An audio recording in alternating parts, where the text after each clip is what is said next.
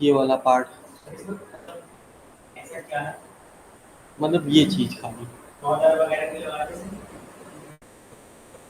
इनको जैसे बैकटिक का आइडिया ऐसे लग गया, तो अब ये हर एक जगह बैकटिक लगा रहा है। जबकि अगर देखा जाए, अगर ये वाला स्टेटमेंट अगर लिखा ही है आपने, तो बैकटिक की जरूरत ही नहीं, सीधा वेरिएबल लिख दूंगा मैं तो। है ना, बैकटिक तब लगाओ जब आपको लगे कि हाँ जी पूरा डेटा एक साथ रखा है। अब सर्टिफिकेट में जितना मैटर आता है वो एक ही कंटेनर के अंदर रखा है और उसी के अंडर में वेरिएबल डाल रखे हैं, तब तो बैकटिक ठीक है। और यहाँ पे अगर सिंगल सिंगल ये बैकटिक लगाएंगे तो ये दिक्कत है।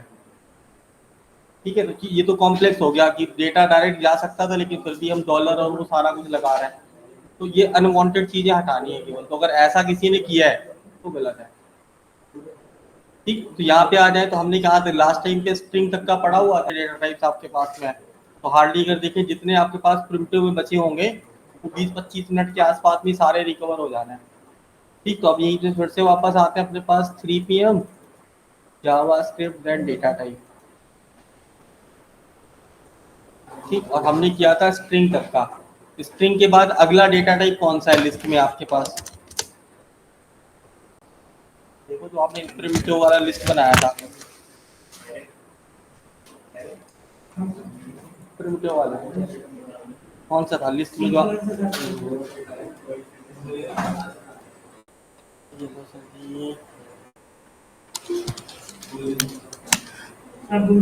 अगला आपके पास है बूलन।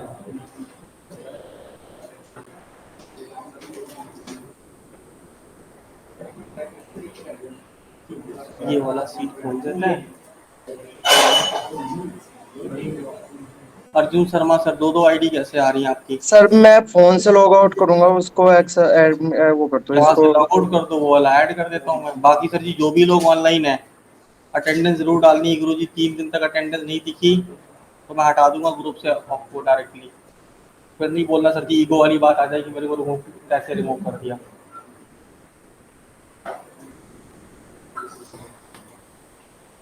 ठीक है सर जी, तो इसी में अपने पास एक थर्ड बना लेते हैं, 03 डॉट बूलन डॉट जेएस। तो अब ये बताओ बूलन कितने लोगों ने पढ़ रखा है पहले? पढ़ रखा हो, सुन रखा हो, दोनों चीजें चल रही जी सर, थोड़ा बहुत पढ़ रखा है। पढ़ रखा है। तो बूलन कहाँ यूज होता है? कभी यूज भी होता है कि होता ही नहीं है? होता है सर, जहाँ लॉजिकल आपको आउटपुट चाहिए। यूज कहाँ होता है जहाँ तक? कंडीशंस में। ठीक है, तो यहाँ पे अगर देखिए, अगर बूलन की बात करें तो जहाँ जहाँ कंडीशंस वाली बात आपको दिखाई पड़ती है वहाँ बूलन यूज होता है, और ये सबसे ज्यादा यूज होने वाली चीज है। एग्जाम्पल के तौर पे जैसे हमने पढ़ा है कंट्रोल स्टेटमेंट में भी आगे जब आगे पढ़ेंगे इफ और एल्स और स्विच, और इनका जो स्ट्रक्चर है वो बूलन के ऊपर बना हुआ है। ठीक, नॉर्मल फॉर्मेट्स में अगर देखें तो बूलन का मतलब बस ट्रू एंड फॉल्स। यहाँ पे जाते हैं, इसको कमेंट कर लेते हैं, बोलते हैं बूलन, और बूलन का मतलब according to JavaScript true and false. ठीक, और इसी बूलन का मतलब अगर मैं सर्वर साइड में देखूं, बूलन में सर्वर साइड पे अगर देखें तो वो बूलन में जो ट्रू होता है उसको मानता है 1, और जो फॉल्स होता है उसको मान के चला जाता है 0। और जावास्क्रिप्ट में 1 और 0 नहीं होता। ठीक, अगर 1 या 0 लिखते हैं तो वो किसके अंदर में जाता है? नंबर्स के पास में। ठीक, तो यहाँ पे ऐसे अगर कोई बूलन अगर हमें बनाना है,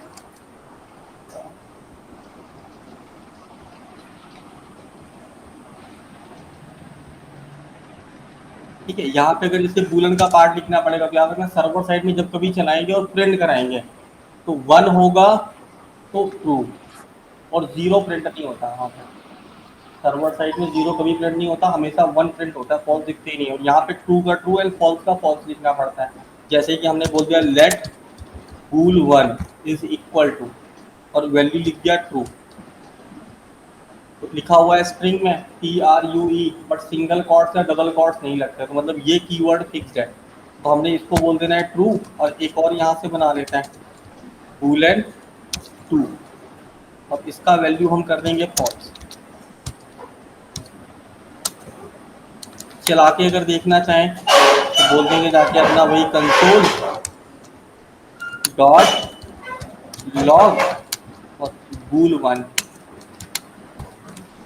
फिर से इसी को कॉपी करके एक बार पेस्ट कर लेते हैं और बोल देते हैं bool2 और ऐड कर लेते हैं या तो इसको इंडेक्स पे, तो स्ट्रिंग वाला पार्ट हटाएंगे और यहाँ से आपका script src and boolean run करा लेते हैं सेम इसी फाइल को,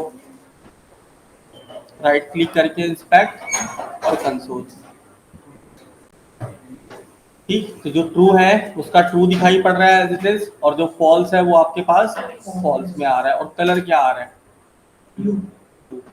और अब अगर बात कर ले कि इसी में एक क्वेश्चन और बनता है कि अगर आपके पास बूलियन टाइप का डेटा अगर है तो इसका टाइप क्या होगा? तो टाइप चेक करने के लिए हमारे पास वही एक सेम ऑप्शन है, टाइप, और चेक करके देख लेते हैं तो बूलियन। ठीक, और इसका अगर देखें तो बस इतने इम्प्लीमेंटेशन है कि जैसे मान लो कोई आपके पास नेटफ्लिक्स का एग्जांपल अगर हम ले लें, तो नेटफ्लिक्स का ऐप हमने फिर इंस्टॉल किया और उसके अंडर में गए तो सीधा लॉगिन का ही पेज देगा। ठीक, तो स्टार्टिंग में यूजर का वैल्यू होगा फॉल्स, तो लॉगिन का पेज दिख रहा है। लेकिन जैसे ही आपने एक बार लॉगिन अटेम्प्ट कर लिया तो फिर यूजर का वैल्यू हो गया 1, मतलब ट्रू सर्वर साइड के अकॉर्डिंग। और उसके बाद एक बार आपने लॉगिन किया तो कभी भी ऐप खोलोगे सीधा कंटेंट ही दिखेगा।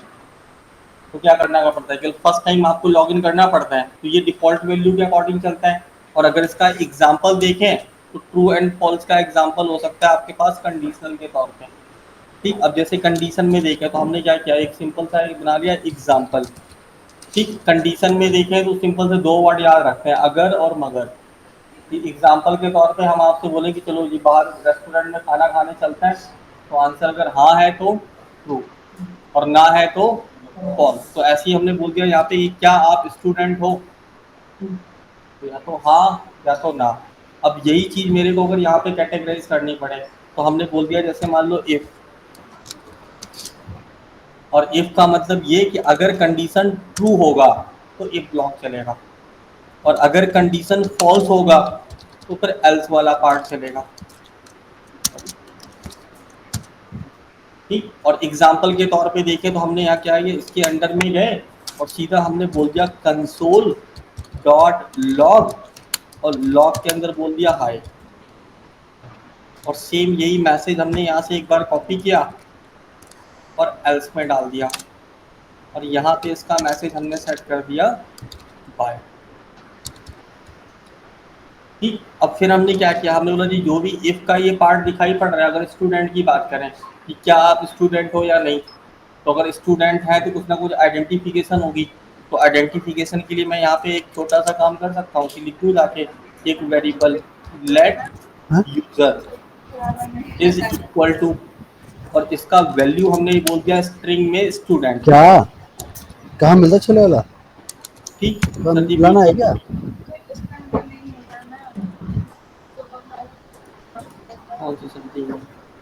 विवेक झा सर, म्यूट कर लो, अगर कुछ सामान वामान लेने आना है तो ले आओ आराम से।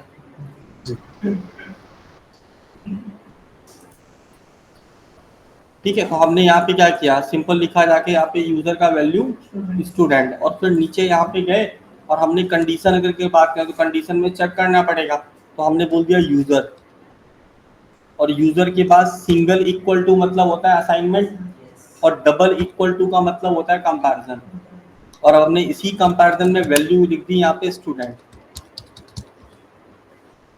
ठीक, तो पहले हमारे पास में क्या था, डेटा था, और उस डेटा को केवल चेक किया क्या यूजर का वैल्यू स्टूडेंट है, अगर है तो हाई, और अगर स्टूडेंट वैल्यू नहीं है तो फिर क्या आ जाएगा बाय। टेस्ट करके देखते हैं इसको, कितने विंडो खुल गए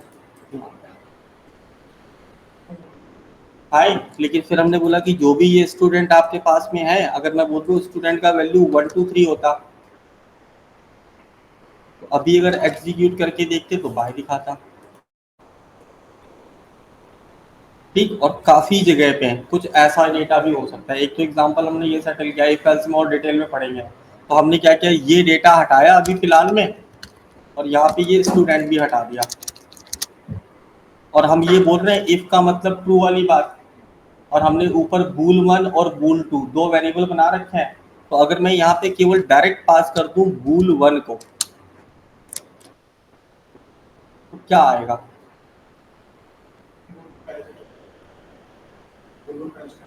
पहले से ट्रू है, बाकी और कोई जावा खत्म हो गई है, इफ एल्स आती है, बूलन आती है, तो बताओ जी, चेक कर लें। और अगर यहाँ पे कोई वैल्यू भी ना होती, सीधा सीधा अगर मैं यहाँ ट्रू लिख देता तो, और अगर डायरेक्ट हमने ट्रू लिखा तो स्टेटमेंट देखो ध्यान से दोनों कि नीचे वाला जो कंसोल डॉट लॉग लिखा है ऑटोमेटिक ब्लर हो गया। तो मतलब इफ का कंडीशन तभी चलेगा जब ये वैल्यू क्या होगी, ट्रू। और अगर यहाँ फॉल्स लिख दें तो ऊपर वाला ब्लर हो गया और नीचे वाला हाईलाइट हो गया।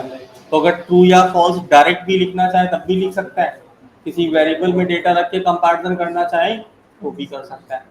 ठीक, तो यहाँ पे अगर देखें तो ये इसका एक छोटा सा एग्जांपल है। तो बूलियन में देखें तो बस इतना ही पार्ट आता है, हमें उसके ट्रू या फॉल्स में डेटा देखना पड़ता है। ठीक, तो अगर देखें तो ये हो गया बूलियन का पार्ट, छोटा सा ही है। बूलियन के बाद अगला डेटा टाइप कौन सा है? नल। तो बताओ सर जी नल क्या होता है?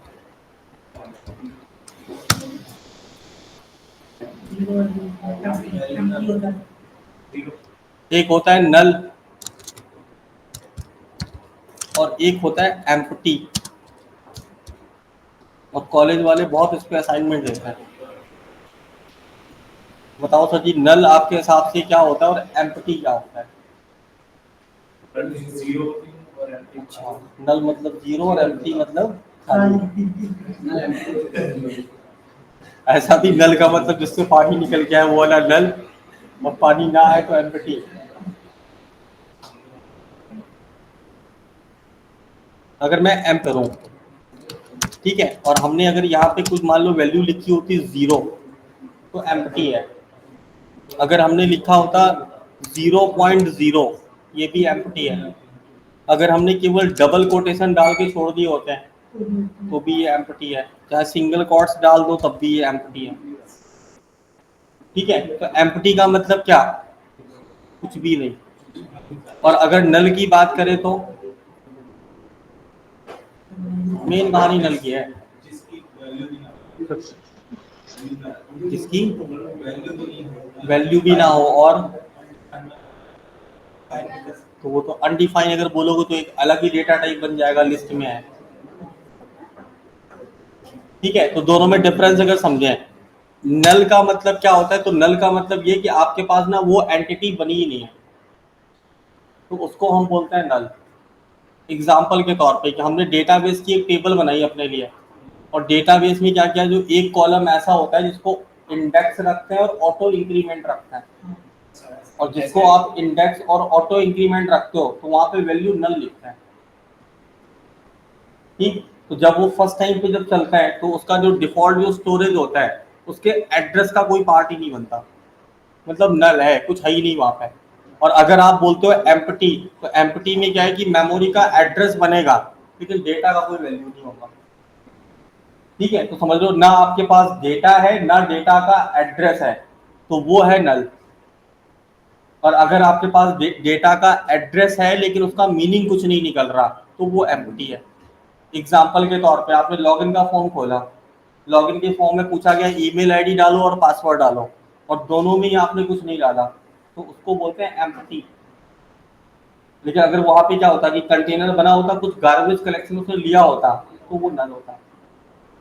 ठीक, तो नल का बेसिकली रोल क्या होता है, नल इस ऐसी जगह पे डिफाइन करना होता है कि जिसको मेरे को पता है कि अभी इसके पास कुछ नहीं रखना, मतलब एलोकेशन कोई भी नहीं रखना, लेकिन इन फ्यूचर में उसको यूज कर सकता हूँ, तो उस चीज को हम नल के थ्रू डिफाइन कर देते हैं।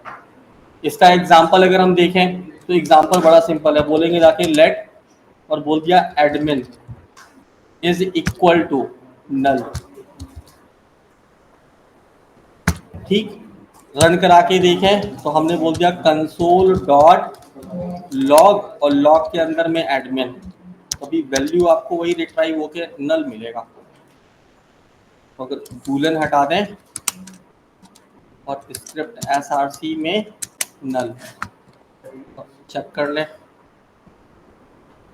तो ब्लर है, और ब्लर का मतलब चलने वाला ही नहीं है।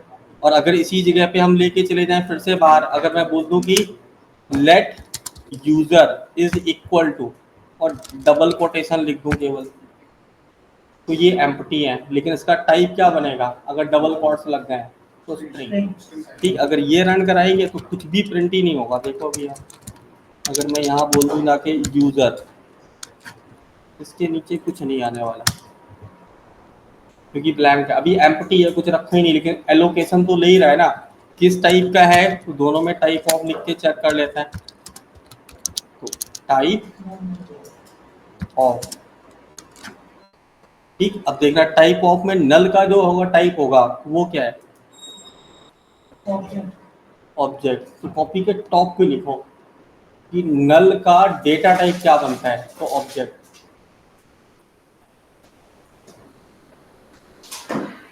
नल डेटा टाइप,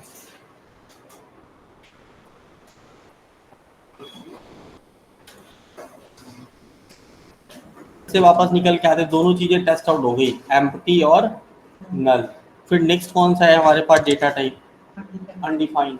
और ये जावास्क्रिप्ट में स्पेशल तरीके से ऐड ऑन में आता है। अनडिफाइंड आपके पास कब आता है, वेरिएबल ही नहीं बना। एग्जाम्पल के तौर पे अब मान लो इसी में या अलग बना देता हूँ, एक न्यू फाइल, एक ही लाइन का कोड है इसका, तो हमने बोल दिया 05 dot undefined dot GS. Undefined में क्या किया आपने, सीधा बोल दिया कंसोल डॉट लॉग और इसके अंदर बोल दिया ड्यूकैट। तो क्या ड्यूकैट नाम से कोई एंट्री है, कुछ मीनिंग है इसका? अगर होगा तो ये एक वेरिएबल बनना चाहिए था, लेकिन बना ही नहीं, तो इस केस में आपके पास वो अनडिफाइंड दिखेगा।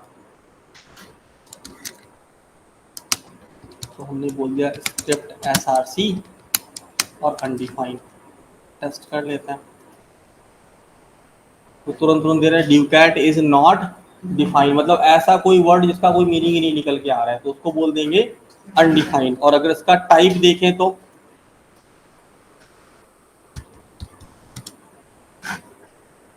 देखो क्या आ रहा है, अनडिफाइंड।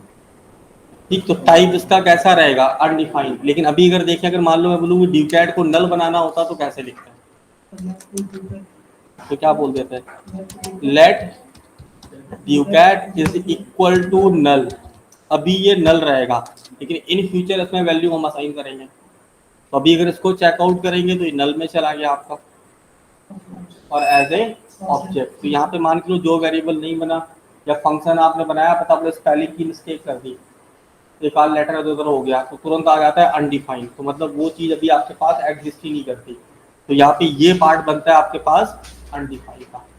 ठीक, अब इसी के बाद लास्ट कौन सा बचा, सिंबल। ठीक है, सिंबल डॉट जी। ठीक, अब सिंबल की कहानी समझ लेते हैं। सिंबल जो वर्ड है ये मेरे ख्याल से किसी ने नहीं पढ़ा अभी। ठीक, तो सिंबल का मतलब क्या है, सिंबल का मतलब ये कि आपके पास डेटा तो होगा स्ट्रिंग में, लेकिन उसका कोई मीनिंग नहीं होगा। एग्जाम्पल के तौर पे एडिडास, हिंदी मतलब क्या, नाइक, प्यूमा या ड्यूकैट, है कोई मतलब इसका? हिंदी में कोई मतलब ही नहीं है। और ये क्या है, लोगों के लिए यूज किया जा रहा है, लोगो बनाने के लिए। तो ऐसी चीजों को हम बोलते हैं सिंबल। ठीक, तो सिंबल का एग्जांपल अगर देखें तो यहाँ से एक फटाफट पहले टेस्ट आउट कर लेते हैं और फिर यही टाइप कर देंगे। तो सिंबल्स में देखें, ये इसका एक एग्जांपल है।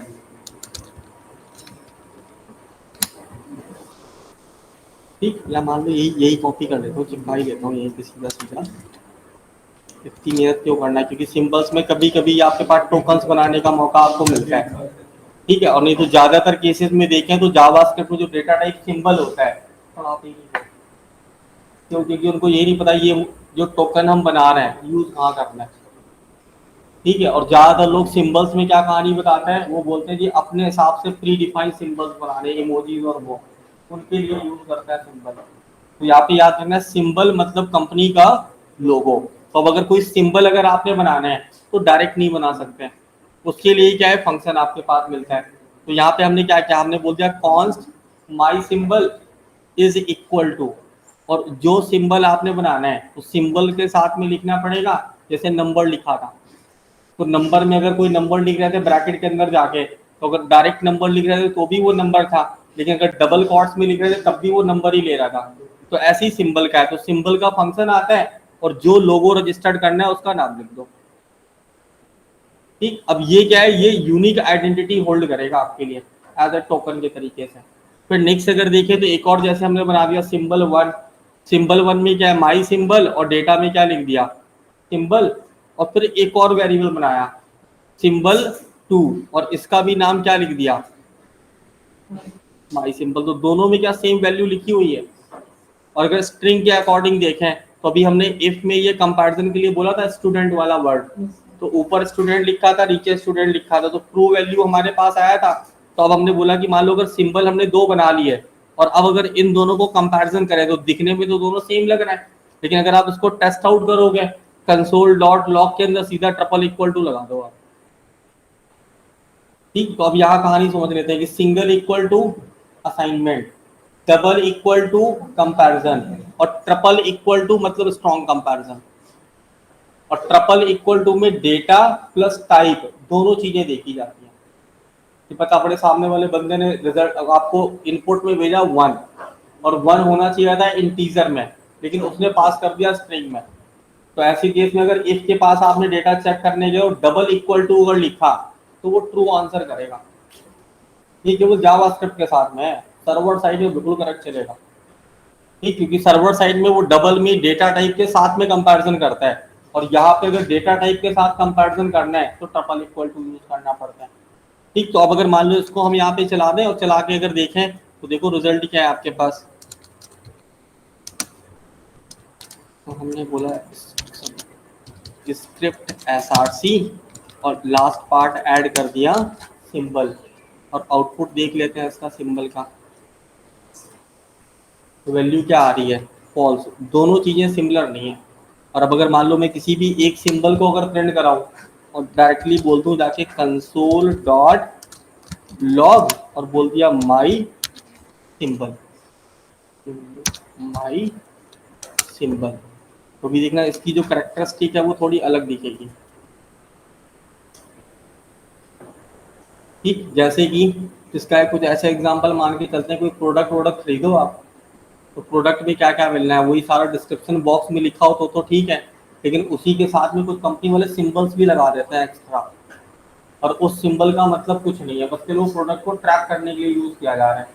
जैसे कि अगर आपके पास फ्लिपकार्ट या मिंत्रा से कोई भी सामान मंगाते हैं तो जो सामान है वो ठीक है, कौन सी कंपनी आप परचेज करी फ्लिपकार्ट से वो ठीक है, लेकिन उसी में देखें तो जो आपके पास कोरियर वाला बंदा होता है वो भी अपनी स्टैंप लगा देता है।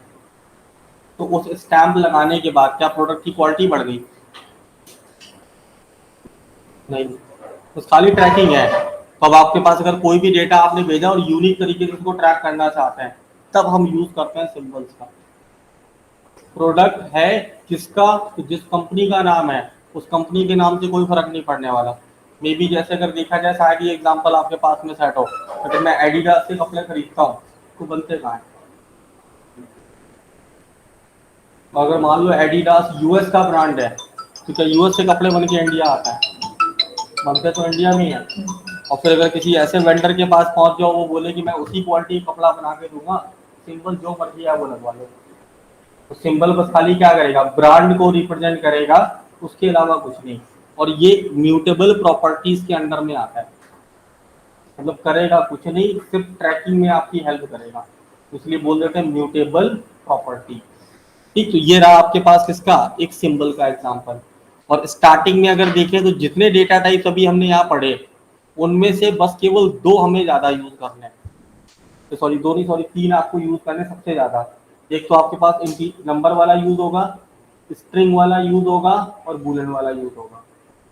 ठीक है, अब इसी के बाद देखें तो ये तो हो गए 3 हमारे पास प्रिमिटिव के। अब इसी के बाद अगर हम नॉन प्रिमिटिव के पास चले जाएं तो नॉन प्रिमिटिव की लिस्ट लिखो, और सबसे ज्यादा हमें यही यूज करना है। तो अगला अपने पास कॉपी में लिखो, फिर इसी एग्जांपल्स के बाद में अगला आपके पास डेटा टाइप में, और चाहे उसको बोल दो प्रिमिटिव, और चाहे आप उसी को बोल सकते हैं कॉम्प्लेक्स डेटा टाइप। तो अब ये 3 लिख दो।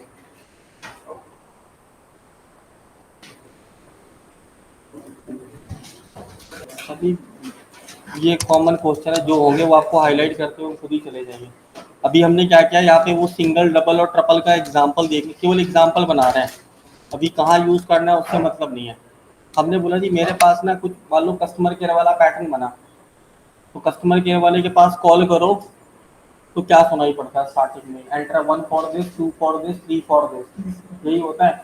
तो हुआ क्या कि आपके पास कस्टमर केयर वाला पैटर्न था, तो हमने बोल दिया let off is equal to, और वैल्यू लिख दी 1। तो मान लो ये वैल्यू कस्टमर ने दी, ठीक। तो अगर 1 होगा तो मान लो उसने बैलेंस आपको दिखाना है, तो उसके लिए हम नीचे गए, हमने बोल दिया इफ, ऊपर जो ऑफ की वैल्यू है वो दे रहा है यूजर, और अब हमने इफ के अंदर बोला if off is equal to 1, तो रिजल्ट क्या आएगा, तो हमने बोल दिया कंसोल डॉट लॉग, और लॉग में मान लो जी हाई, यही सेट कर लेता है, और डिफॉल्ट एल्स में जाते हैं तो ये बाय वाला चिपका देता है। क्लियर है? इसको यहाँ से अटैच करके चला लेता है। तो हमने कहा जी ये सिंबल वाला हटाया और ये बूलियन वाला एक्टिव कर लिया। वापस जाके देखें तो भी एंड वाला वैल्यू देखो, लाइन नंबर कितना है 30, और चेक करो 30 कहाँ है आपका, बूलियन पे 30 चल रहा है, वैल्यू क्या है 1, बिल्कुल सही चल रहा है। लेकिन अब यूजर ने क्या किया कि यहाँ पे जो वैल्यू पास करी, उसने पास करी स्ट्रिंग में। तो अभी रिजल्ट क्या होना चाहिए, हाई या बाय?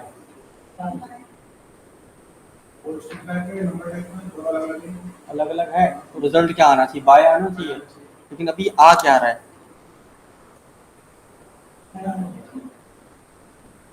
वो खाली ये देख रहा है इधर क्या है और इधर क्या है, दोनों दिखने में सेम है, आगे चले जाओ। लेकिन अब आपने बोला जी ऐसे कैसे, आपको तो स्ट्रॉन्ग देखना है। स्ट्रॉन्ग का मतलब डेटा प्लस टाइप, तो हम यहाँ यूज कर देंगे ट्रिपल इक्वल टू, और अब जैसे ही ट्रिपल यूज करेंगे अब ये हाई नहीं दिखाएगा, सीधा बाय में चला जाएगा। ठीक। अब दोनों एग्जांपल कोई ऐसा कि पुलिस वाला बंदा हो, गाड़ी आपकी पकड़ ले, लाइसेंस मांग रहा हो, और आप दूर से दिखा के अगर निकल गए तो डबल इक्वल टू, और पुलिस वाले ने अगर रोक ही लिया कि शक्ल मैच करके आगे जाने देंगे तो ट्रिपल इक्वल टू। ये एग्जांपल चिपका सकते हैं इंटरव्यू वाले बंदे को। ठीक है, तो अगर रियल लाइफ में देखें तो डबल और ट्रिपल का ये आपके पास डिफरेंशिएशन है। ठीक, तो अब ये वाला पार्ट देखो, ये थोड़ा सा काम है, तो जो ज्यादा टाइम लगाएंगे वो इस पे लगाएंगे।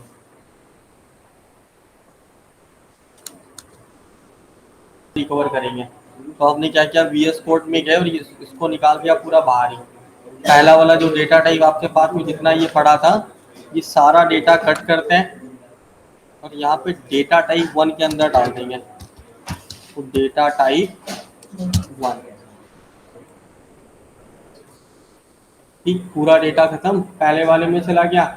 और अभी इसी के बाद डेटा टाइप में अगर जाए दूसरे में, तो अब इनके सेपरेट सेपरेट फोल्डर बनाएंगे, क्योंकि सबसे काम की चीज़ें यही तीनों हैं। और हाँ, ये भी चीज़ समझ के चलना है कि अगर ये 3 चीज़ें कंफर्म है तो पूरा जावास्क्रिप्ट कंफर्म है।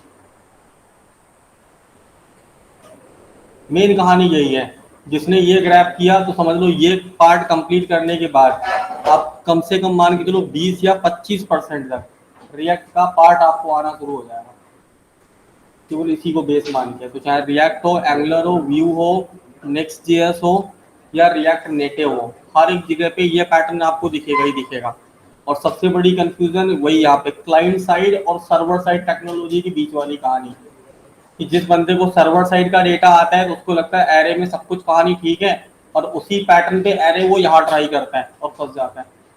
और जिसको जावास्क्रिप्ट वाला एरे समझ में आता है, सर्वर साइड वाला एरे लिखने जाता है तो वहां जाके फंस जाता है। तो हमें दोनों को बीच का रास्ता यहाँ पे निकालना है। तो पहला पार्ट हम यहाँ पे लेके चल रहे हैं एरे, ठीक। और एरे में जाने के बाद हमने इसको VS कोड में एक्सेस किया, एक न्यू फाइल बना ली और बना लिया index.html, एक बॉयलर प्लेट, और बॉटम में आके एक स्क्रिप्ट src जिसमें फाइल का नाम रख लेते हैं array.js। तो बेसिक एरे की कहानी पहले हम लिखेंगे। तो एरे के लिए क्या करना है सर, ये भी टाइप नहीं करना है, ये समझना है पहले, ठीक। तो अगर एरे हमें बनाना पड़े तो एरे का डेफिनेशन कोई बता सकता है अगर किसी को पता है तो?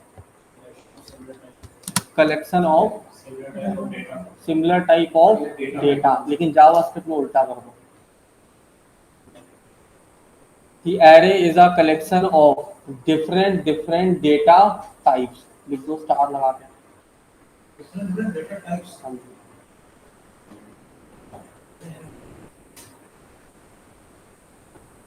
पहला कंफ्लिक्ट तो यही मिल गया।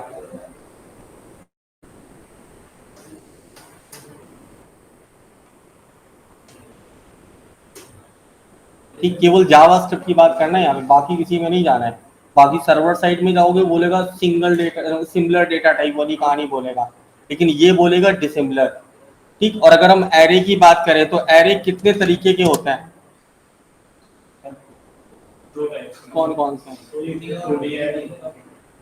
सिंगल डायमेंशनल और मल्टी डायमेंशनल। इसके अलावा और कोई नाम?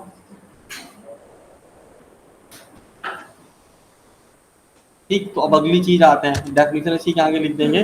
अब अगर टाइप्स की अगर हम बात करें तो एरे जो होते हैं वो दो तरीके के होते हैं। पहले एरे को बोलते हैं हम इंडेक्स एरे, ठीक। और दूसरा जो आपके पास एरे मिलता है उसको बोलते हैं एसोसिएटिव एरे, एसोसिएटिव एरे, ठीक। अब दोनों में डिफरेंशिएशन समझ लेते हैं कि अगर एरे का मतलब निकालें तो हर एक लैंग्वेज बोलता है सिमिलर डेटा टाइप और ये बोलता है डिसिमिलर डेटा टाइप। एग्जाम्पल के तौर पे अगर मैं कोई भी एरे का पार्ट अगर किसी भी लैंग्वेज में लिखता हूँ तो एरे का सिंटैक्स क्या बनता है? शॉर्ट हैंड नहीं, पहले बेसिक वाला तो लिखते हैं एरे, और एरे के बाद गोल वाले ब्रैकेट लगाते हैं, देन उसके अंदर डेटा लिखते हैं। तो अब अगर मान लो मुझे यहाँ पे अगर एरे अगर कोई बनाना हो तो एरे की बेसिक रिक्वायरमेंट क्या है? तो बेसिक रिक्वायरमेंट ये कि अब आपसे जैसे ये बोला जाए कि एक स्टूडेंट का रिकॉर्ड स्टोर करना है और उसका नेम, ईमेल आईडी, पासवर्ड सब कुछ आपको स्टोर करना है। तो अगर आप वेरिएबल में स्टोर करोगे एक एक वैल्यू करके तो कितने वेरिएबल बनाने पड़ जाएंगे? अगर मान लो 5 रिकॉर्ड सामने वाले के स्टोर करने हैं तो 5 वेरिएबल बनाने पड़ेंगे। और एरे ये बोलता है कि आप ये बार बार वो 5 वेरिएबल क्यों बना रहे हो, एक ही वेरिएबल बनाओ और सारा डेटा हमें दे दो, हम मैनेज कर लेंगे, ठीक। तो जैसे एग्जांपल अगर देखना चाहे तो हमने बोला जैसे let number NUM, let num is equal to, अगर हमने यहाँ लिखा जाके केवल 1 तो करेक्ट है। प्रिंट करा के देखें तो बोल सकते हैं console.log then num, ठीक। रन करा के देख लें इसको, इंस्पेक्ट और कंसोल, वैल्यू कितनी आ रही है? 1। लेकिन अब मेरे को बोला गया 10 नंबर स्टोर करने या 5 नंबर स्टोर करने हैं, तो अगर 5 नंबर स्टोर करने तो मतलब 5 वेरिएबल बनाऊं मैं और फिर सब में अलग अलग जाके नंबर स्टोर करूं, तो वो तो पॉसिबिलिटी बनेगी नहीं क्योंकि लाइन ऑफ कोड बढ़ाएगा। अब अगर उसी में मैं अगर ये ट्रिक अप्लाई करूं कि जैसे मैंने 1 लिखा है, इसी में अगर मैं कॉमा लगा के बोल दूं 2 3 4 5 तो क्या चलेगा? और अभी स्ट्रिंग में कॉमा लगाने पे चल रहा था, और कॉमा लगा के वेरिएबल 1 वेरिएबल 2 वेरिएबल 3 तो 3 को एक साथ प्रोसेस कर रहा था कॉमा लगा के। लेकिन अब जब नंबर हमने स्टोर किया और एक साथ सब में क्या लगा दिया? कॉमा, तो अब ये आपको एरर देगा। तो देखो एरर क्या है, अनएक्सपेक्टेड नंबर। ये किस लिए? क्योंकि अगर कोई भी नंबर का पार्ट आता है तो आपने मैथमेटिक्स में भी कॉमा यूज किया है, मैथमेटिक्स में भी कॉमा यूज नहीं किया आपने, तो नंबर है तो मतलब कॉमा की तो बात आई नहीं यहाँ पे। तो यहाँ पे क्या, अगर आपने कॉमा यूज किया तो बोल रहा है अनएक्सपेक्टेड नंबर, मतलब नंबर के बीच में कभी कॉमा आ ही नहीं सकता। अगर कभी प्राइसिंग दिखानी हो तो वो बात अलग, उसका फॉर्मेट बनाना पड़ता है। और अगर एक्सेल में जाते हैं तो कॉमा करके जो भी दिखाते हो पूरा फॉर्मेट लिखना पड़ता है। तो यहाँ पे हमारे पास नहीं जाएगा, अगर इस तरीके से लिखेंगे तो चलने वाला ही नहीं है। और अब अगर इसको रखना चाहते हैं एरे की फॉर्म में तो इसके लिए हम यहाँ पे ये कोड कॉपी करेंगे और जैसा हर एक लैंग्वेज में सिंटैक्स मिलता है वैसे ही ट्राई करेंगे। तो एरे के लिए मोस्टली हम क्या करते हैं कि यहाँ लिखते हैं एरे और ये गोल वाले ब्रैकेट लगा देते हैं, ठीक। और अब जब ये हमने डेटा लिखा तो बन गया एरे, और अब अगर इसको आप रन कराओगे तो डेटा दिखाएगा ही नहीं।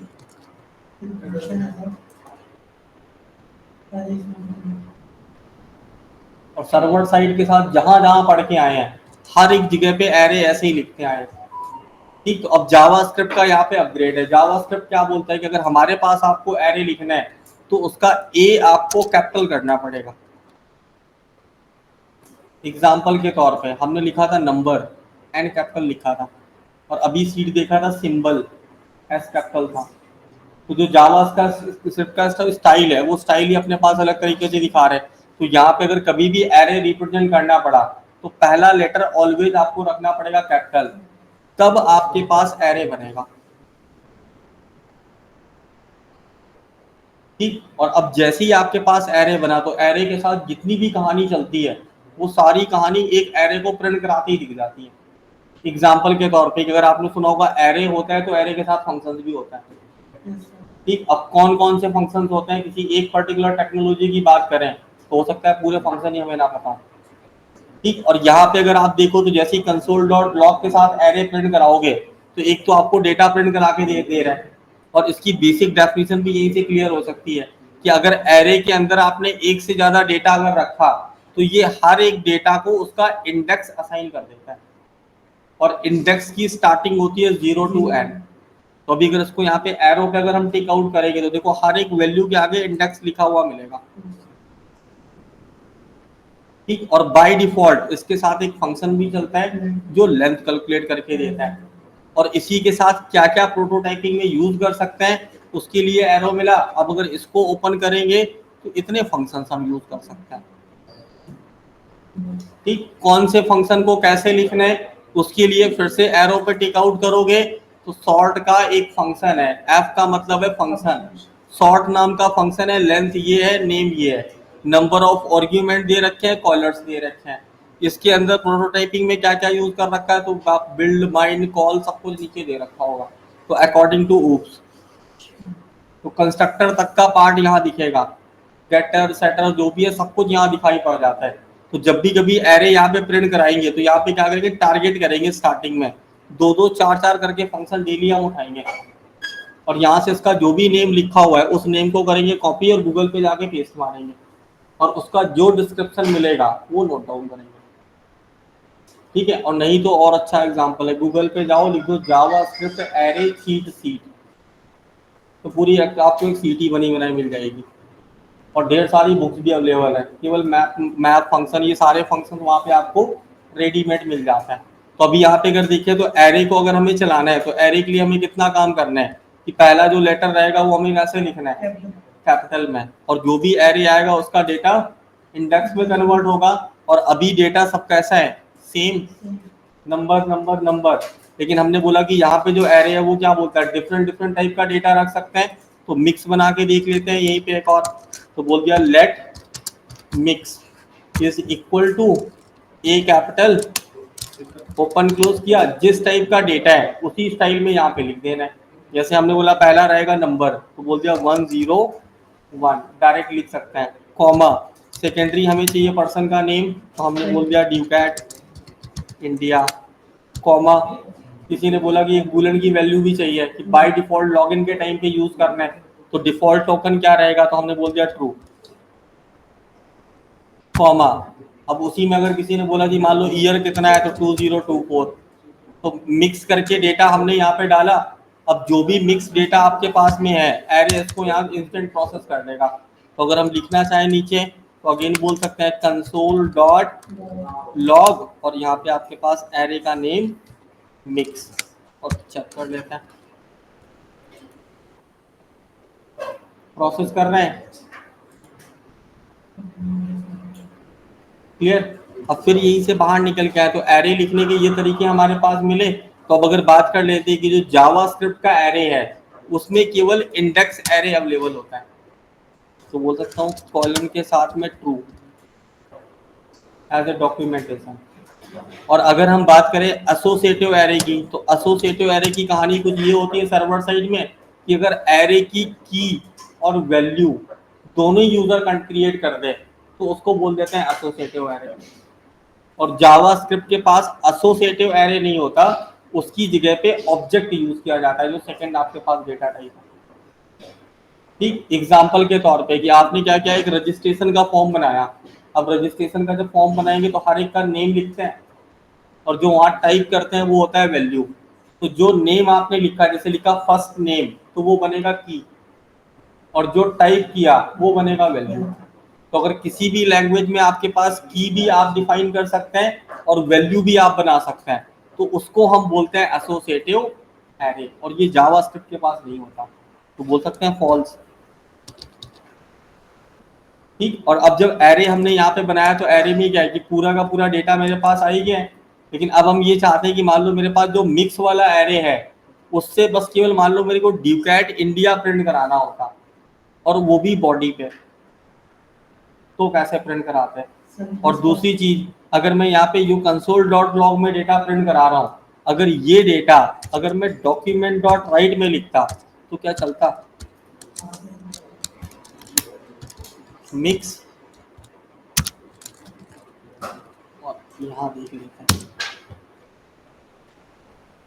तो एक बार में पूरा डेटा आ रहा है आपके पास। लेकिन अब आप चाहते हो कि मुझे हर एक डेटा को ना अलग अलग टैग में दिखाना था, या मान के चलो कि मुझे ये ड्यूकैट इंडिया नीचे H1 टैग के अंदर दिखाना था, पूरा डेटा नहीं दिखाना था।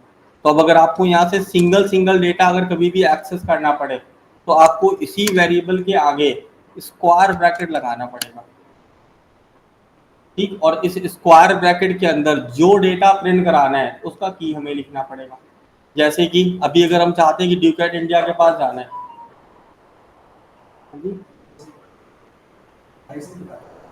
किससे बात करनी, किस चीज के लिए बात करनी, क्या है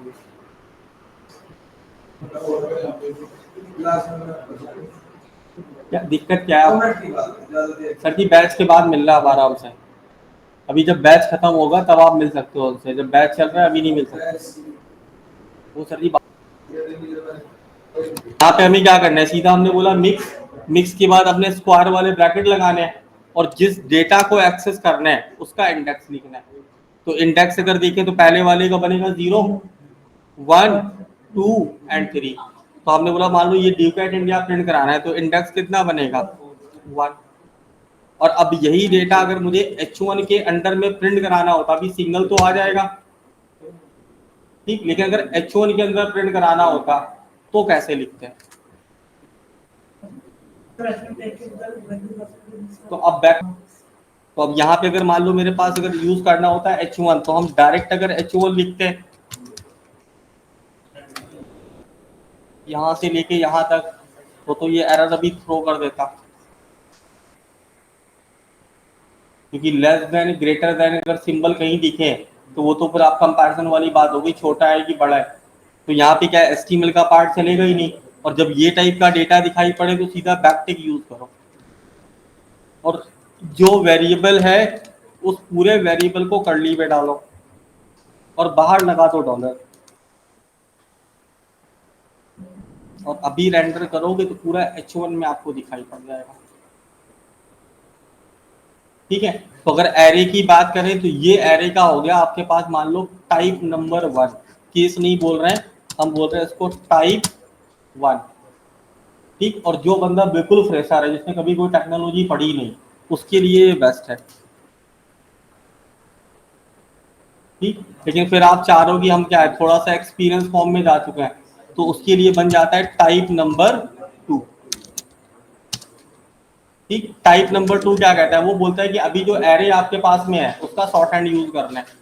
शॉर्ट हैंड का मतलब क्या, तो हमने बोल दिया लेट सॉर्ट एरे, तो ARR लिख लिया इज इक्वल टू, तो जो एरे कीवर्ड है अब वो हटा देना है और उसकी जगह पे सीधा स्क्वायर वाले ब्रैकेट्स यूज करने हैं, और जो डेटा बनाना है वो डेटा बना लो आप 10, 20, 30, और मान लो जी एक डेटा ऐसे ही लिख लेता है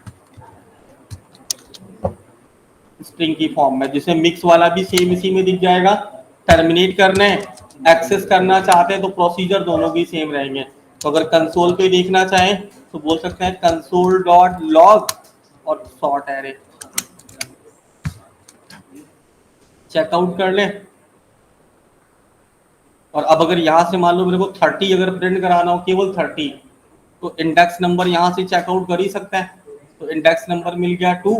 सिंगल प्रिंट कराना है तो मान लो यही कंसोल डॉट लॉग एक बार और कंसीडर करेंगे और स्क्वायर ब्रैकेट के अंदर इसका इंडेक्स डाल देंगे। तो अब ये सिंगल वैल्यू आपको एक्सेस करवा देगा। ठीक, तो ये इसका बन गया टाइप नंबर 2। कि अगर किसी को ये वाला लिखना आता है तो उसके बाद वो ये वाला पैटर्न अडॉप्ट करता है।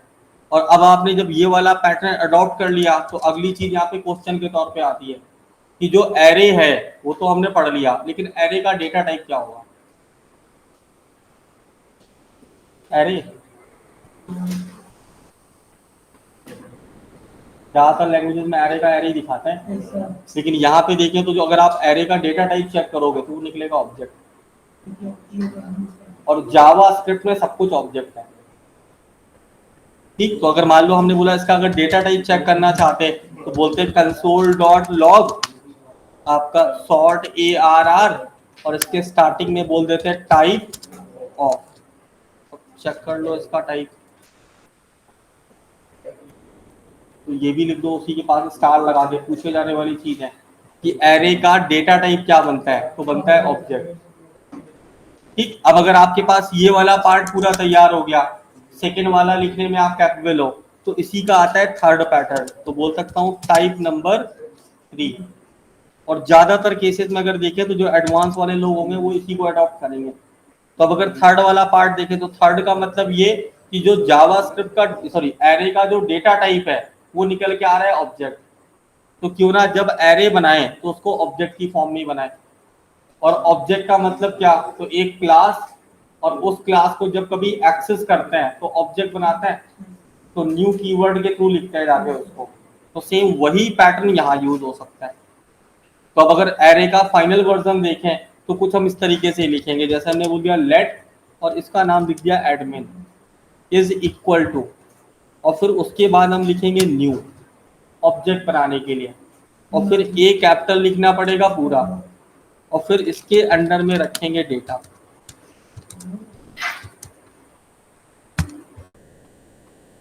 ठीक, बाहर निकल के आए और हमने बोल दिया जाके कंसोल डॉट लॉग में एडमिन, रिजल्ट सेम रहेगा। ठीक, अब अगर देखा जाए तो मान लो डिफरेंशिएशन अगर हम पूछें यहाँ पे, कोई बंदा आपसे नॉर्मली अगर पूछे समझने के लिए केवल कि अभी अगर हमने ये बनाया और ये बनाया तो दोनों में क्या फर्क है, काम तो दोनों ही करना है। तो जो एरे है वो डेटा तो रखेगा, लेकिन कन्वर्जन किस में जाके करेगा यार, ऑब्जेक्ट में। तो हमने डायरेक्ट ऑब्जेक्ट में ही क्रिएट कर दिया, तो कन्वर्जन का लफड़ा खत्म। तो कहीं ना कहीं जो स्पीड का कंसर्न है वो हमें बेटर मिल जाना। ठीक, तो ये हमारे पास एरे के 3 तरीके हो गए लिखने वाले, और प्रेफर्ड करेंगे कौन सा, पहला वाला तो टच ही नहीं करेंगे, बस आज घर जाना है एक बार ये चलाना है। उसके बाद में या तो शॉर्ट हैंड हम यूज करेंगे और या तो ऑब्जेक्ट की स्टाइल वाला यूज करेंगे।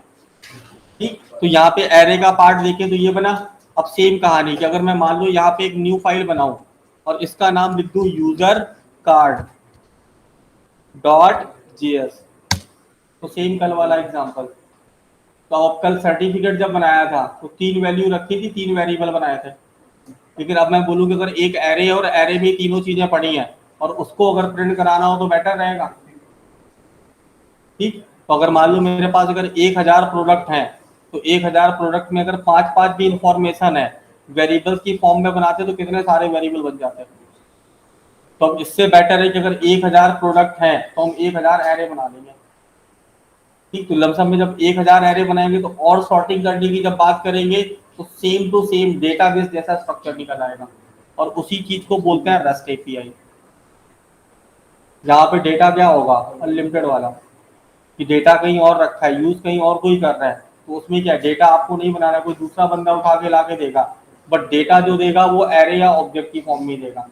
ठीक, तो यहाँ पे अगर इसका एग्जांपल देखें तो जैसे मान लो कोई कार्ड अगर आपने प्रिंट कराना है तो कार्ड के लिए सीधा हम कुछ इस तरीके से लिखेंगे, let card is equal to square, और स्क्वायर के अंदर कार्ड में क्या क्या दिखाना है। तो एग्जांपल ले लिया विजिटिंग कार्ड का, तो विजिटिंग कार्ड में पर्सन का नेम आएगा, तो हमने डाल दिया ड्यूकैट इंडिया, कॉमा मोबाइल नंबर आएगा, तो हमने कहा जी सैंपल में एक मोबाइल नंबर लगा दिया। नेक्स्ट आपने बोला ईमेल आईडी रहेगा, ईमेल आईडी रख लिया, तो बोल दिया हमने ducat@google.com, कॉमा कार्ड है तो इमेज भी आएगा, इमेज भी हम यही स्टोर करेंगे। ठीक, और इमेज में अगर देखें तो हमें पता है इमेज नाम का फोल्डर ऑलवेज बनाना पड़ेगा, स्लैश फाइल का नाम, तो हमने बोल दिया photo.jpg, और अब इसको यहाँ से रैप कर लेंगे। ठीक, अब जब नीचे यही डेटा आपको अगर कहीं भेजना पड़ेगा तो document dot gate element by ID लिखना हमें आता है, तो अभी फिलहाल में हम यहाँ पे वही लिखेंगे, document dot gate element by ID, और आईडी में देखें तो जो नेम होगा उसका नाम रखेंगे हम title, dot inner HTML is equal to, name कहाँ रखा है एरे में, तो बोल देंगे कार्ड और स्क्वायर ब्रैकेट के अंदर 0। 5 इंफॉर्मेशन पास करनी है तो बार बार ये लिखना पड़ेगा, और अब मुझे वेरिएबल के नाम यहाँ पे याद करने की जरूरत ही नहीं है, बस खाली रोल नंबर याद करना है। तो अपने क्लास का एग्जांपल ले लो या अपने कॉलेज का ले लो, कि फैकल्टी सबके नाम याद नहीं कर सकता, बट उसको ये पता है रोल नंबर 1 2 3 4 5 6 7, उसी से अटेंडेंस चल रहा है, वो बोलेगा 7 तो 7 वाला बंदा अपने आप यस या नो करेगा, लेकिन अगर नाम प्रोनाउंस करना पड़े तो सबके सारी क्लासेस में, तो समझ लो टीचर एक अच्छा वाला इंसान है जिसको सबके नाम याद हो जाता है। ठीक है, नहीं तो हम लोगों के हिसाब से देखें तो हमें तो 4 डेफिनेशन याद नहीं होती अच्छे से, उस पर भी हम मॉडिफाई कर देते हैं, 4 लाइन की डेफिनेशन अगर रट्टा भी मारेंगे तो एग्जैक्ट लिखने की हैबिट नहीं है। ठीक है, वो किसी किसी का स्किल होता है, कुछ लोगों का नाम और नंबर बहुत ज़्यादा याद रहता है। जैसे आपने देखा होगा मोहल्ले में कोई बंदा एक ऐसा जरूर जीनियस टाइप का होता है जिसको पूरे मोहल्ले के बर्थडे की डेट याद होती है, और हमें हो सकता है अपना याद है, भाई का भूल जाते हैं हर साल। ठीक है, तो वो स्किल के ऊपर चला गया। तो लेकिन देखिए नेम के अकॉर्डिंग दिक्कत होनी है, तो उससे अच्छा डेटा हमने किस में डिजाइन कर लिया, इंडेक्सिंग में। तो ये आपके पास बना है इसका पहला एक एग्जांपल। और अभी अगर देखें तो यही अगर कार्ड अगर मान लो प्रिंट करवाना होता तो बोल सकते थे टाइटल 1 2 3 एंड 4, यहाँ पे हमने ये पूरा बनाया। अब इंडेक्स की फाइल में गए तो एरे चल रहा है, अब यहाँ अगर ये डेटा दिखाना होता तो हम बोलते थे देव क्लास का नाम कार्ड, और जहां जहां जो डेटा दिखाना है, तो जैसे H1 में गए और बोल देना केवल ID is equal to title, title then 1 card का डिजाइन, तो CSS ऊपर हम लिख सकते हैं, तो style then dot card, card का विड्थ 30%, हाइट मान लो छोटी कर देता हूँ 25 VH, और एक बैकग्राउंड कलर।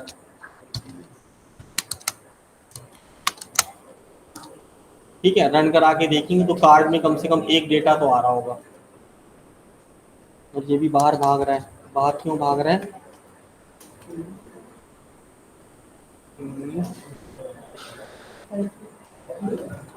कहाँ कर दिया हमने H1 और H1, अच्छा एक आध H1 यहाँ पे, एक आध यहाँ प्रिंट हो रहा होगा, और यहाँ से बस ये फाइल ऐड कर दें अभी चल जाएगा।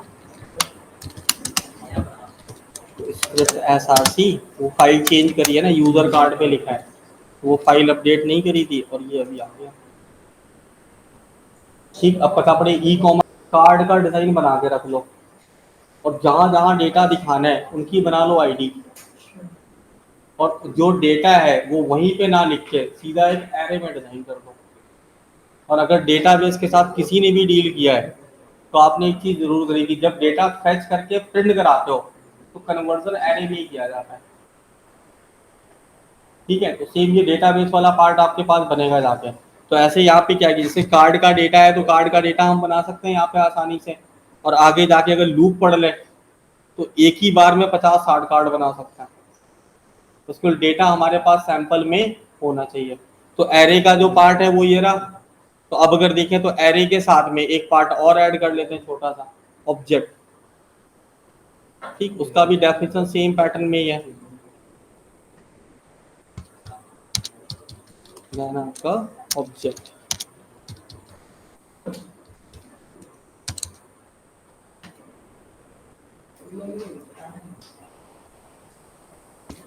न्यू फाइल इंडेक्स और ऑब्जेक्ट डॉट जेरो।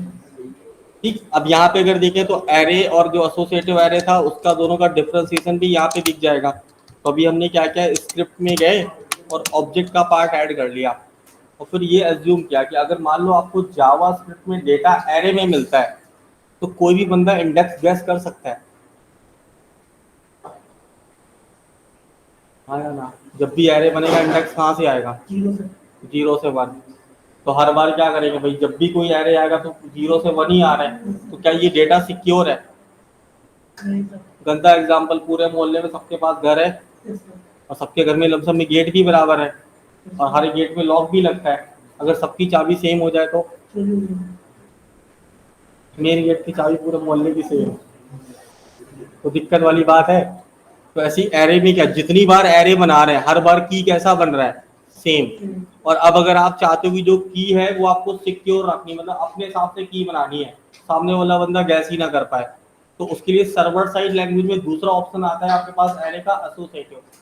लेकिन जावा स्क्रिप्ट के पास एसोसिएटिव एरे होता नहीं है, तो वो ऑप्शन देता है ऑब्जेक्ट का। ठीक, अब अगर ऑब्जेक्ट में कोई डेटा अगर आपको डिजाइन करना है तो यहाँ पे हम कुछ इस तरीके से लिख देते हैं, जैसे लेट यूजर या लेट ऑब्जेक्ट लिख देते हैं, ओबीजे इज इक्वल टू। इसको अगर लिखना है तो लिखने के दो तरीके हैं। तो इसमें फुल हैंड की अगर हम बात करें तो पहला तरीका है कर्ली के अंडर डेटा बनाना होता है। ठीक, और जैसे वेरिएबल लिख के इक्वल टू करके वैल्यू असाइन करते थे, यहाँ पे क्या करना है, वेरिएबल का नेम उसी स्टाइल में लिखना है। तो हमने बोल दिया नेम, लेट वगैरह कुछ नहीं लिखना है, इक्वल टू की जगह कॉलन लगाना है और जो डेटा उसके पास रखना है वो जिस टाइप का होगा उस हिसाब से कंटेनर बनाएंगे। जैसे कि हमने बोल दिया नेम है तो नेम ही आएगा, तो बोल दिया ड्यूकैट इंडिया। पहला वाला अगर देखें तो हमने बोल दिया जैसे कि आईडी 101। तो जैसे एरे में हर एक को लिखने के बाद कॉमा लगाएंगे, ऐसे ही यहाँ पे भी कॉमा लगाएंगे, बट यहाँ पे की एंड वैल्यू दोनों ही आएंगे। और अगर ये चीज यहाँ पे दिख रही है तो यही सेम चीज पूरा सीएसएस है। आप लिखते हो क्लास का नाम, देन कर्ली, कर्ली के बाद की, कलर, कॉलन, कलर का वैल्यू, और उसके बाद सीएसएस में टर्मिनेट लगाते थे, यहाँ कॉमा लगाते हैं।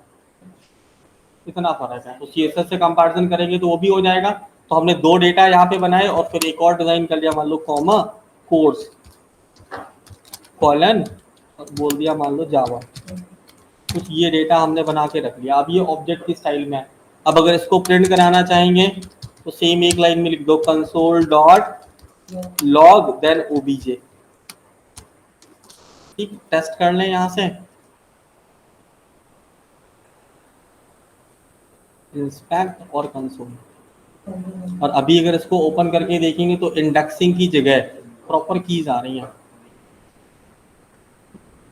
और अगर मैं हर एक में स्टार्टिंग में बोल दूं जी कोर्स 10372 तो कोई गैस नहीं कर सकता।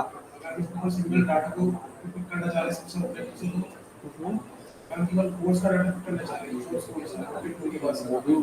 भी निकाल सकता।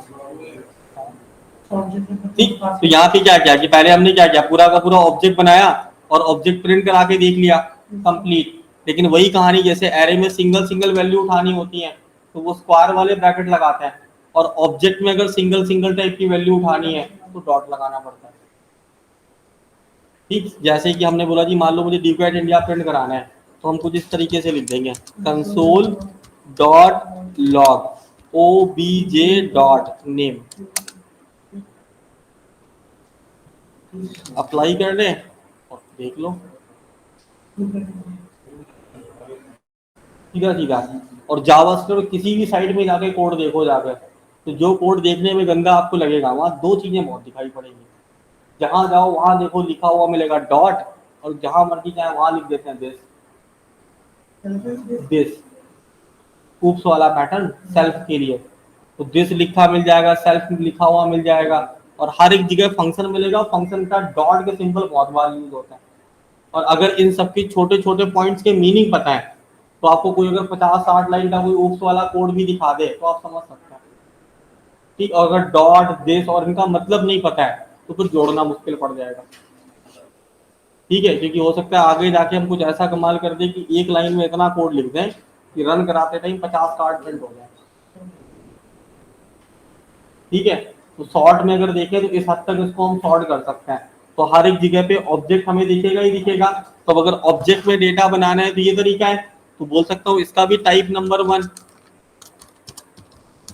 टाइप नंबर, डेटा टाइप क्या है, तो ऑब्जेक्ट ही होगा।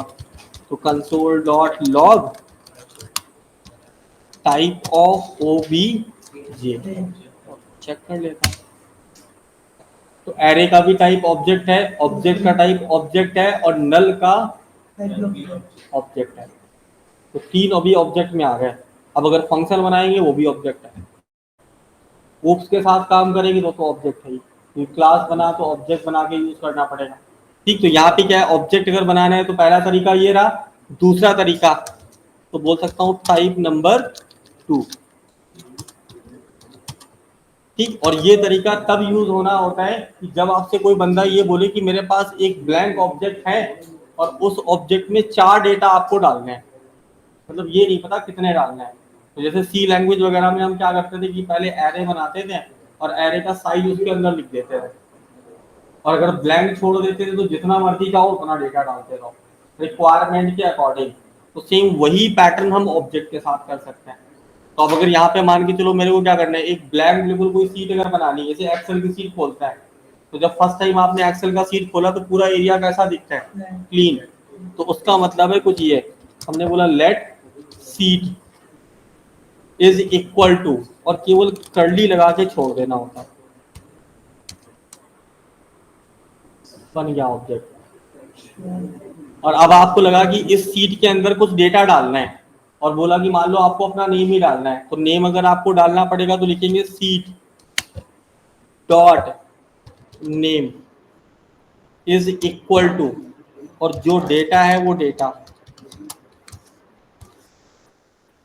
और कुछ सैंपल में ले लेते हैं ऐसे ही, हमने बोल दिया सीट में इसको मल्टीपल टाइम लिया और यहाँ पे बस केवल इसमें नंबरिंग ऐड कर ली हमने, तो 1 2 एंड 3, और यहाँ पे डिकैट के साथ में 1 2 एंड 3। और अब अगर देखें तो ये भी कैसा रखा हुआ, ब्लैंक रखा हुआ है। और अब अगर इसको फाइनली अगर हम प्रिंट कराएं तो console dot log then seat, देखो रिजल्ट में क्या आ रहा है। ठीक, पहले सीट कैसी थी,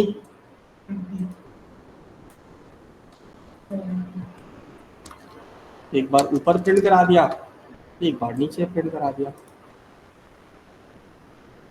ठीक, अब हर एक सॉफ्टवेयर की बात करें तो फाइल के बाद न्यू वाला ऑप्शन प्रेस करते हैं, MS office word excel power, जहाँ कहीं जाते हो फाइल, फाइल के बाद न्यू, और जैसे ही आपने न्यू लिखा तो सॉफ्टवेयर है, और सॉफ्टवेयर के अंदर में एक पार्ट बना तो हो गया ऑब्जेक्ट। तो स्टार्टिंग में हमेशा क्या होता है कि ब्लैंक ऑब्जेक्ट, या बोल सकता हूँ एम्प्टी ऑब्जेक्ट आपके पास असाइन होता है। तो फर्स्ट टाइम पे देखें तो ये एम्प्टी था, और जब हमने कुछ अपना काम किया तो काम करने के बाद फाइनल जब हमने फिर से दोबारा उस सीट को जाके चेकआउट किया तो अपडेटेड डेटा दिखाई पड़ रहा है। तो ये इसका दूसरा वेरिएंट है। ठीक, और अब इतना ही प्रैक्टिस करके लेके आना है, तो इतना ये चला के लाना है बस खाली। कल वाली क्लास में ये वाला डेटा हमारे पास कंप्लीट हुआ। फंक्शन का डेटा जो लास्ट डेटा टाइप है वो होल्ड करेंगे इस वाले वीक में, वो अभी नहीं पढ़ेंगे, वो पढ़ेंगे सीधा अगले वाले वीक में कि फंक्शन अगर लिखें तो उसमें क्या क्या ऐड कर सकते हैं उसके बारे में हम आ रहे हैं। तो कल अब हम आते ही पढ़ेंगे सबसे पहले लूप का पार्ट। ठीक, तो while, do while, for in, for of, for each, 6 loop होते हैं, 6 के 6 लूप पढ़ेंगे। अगर कल भर में कंप्लीट तो कल में, और नहीं तो 2 दिन में लूप्स को ब्रेकआउट करेंगे। और अब प्रोडक्ट वाला काम या जो भी आपके पास डेटा दिखाते थे, नेविगेशन बनाना है तो नेविगेशन में एक साथ कितने लिंक होंगे? 5। और मैं चाहता हूँ 6 हो जाए, 7 हो जाए, 8 हो जाए, लेकिन मैन्युअली लिखने ना जाना हो, उसको किससे मैनेज करना पड़े? लूप से।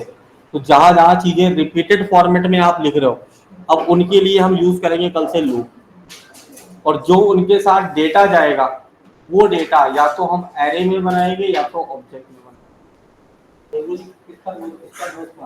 आपका